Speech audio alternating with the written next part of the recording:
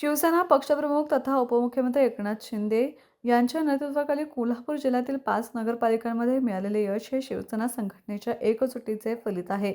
आगामी जिल्हा परिषद व पंचायत समिती निवडणुकीत शिवसेनेचा झेंडा फडकवण्यासाठी सर्व कार्यकर्त्यांनी कंबर कसून कामाला लागावे असे आवाहन पालकमंत्री प्रकाश आंबेडकर यांनी याप्रसंगी केले. तसेच जिल्ह्यात मोठी जबाबदारी आपल्यावर आहे. लोकांशी थेट संवाद ठेवत गावपातळीवर प्रामाणिकपणे काम करा. उदरगडमधून सुरू झालेल्या या लढतीत एकमताने विजयाचा झेंडा रोवायचा आहे.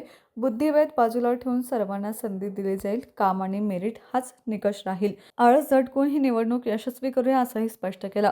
यावेळी शरद सूतगिरणीचे चेअरमन ज्येष्ठ नेते बी.एस. देसाई, कोकण केसरी के.जी. नांदेकर, गोकुळचे संचालक नंदकुमार ठेंगे, कल्याणराव निकम, मदनदादा देसाई, सूर्याजीराव देसाई, निवासराव देसाई, डी.बी. जाधव, अशोकराव भांदिकरे, अंकुश चव्हाण, बाळासाहेब भोपळे, संदीपराव वरंडेकर, शिवसेना तालुका प्रमुख संग्राम सावंत, जयवंतराव चोरगे, संजय गांधी समितीचे अध्यक्ष विक्रम पाटील, धैर्यशील भोसले, तात्या पाटील, माजी सभापती श्रीमती कीर्तिताई देसाई, श्रीमती अक्काताई नलवडे, बाजीराव चव्हाण यांच्यासह प्रमुख मान्यवर व कार्यकर्ते मोठ्या संख्येने उपस्थित होते.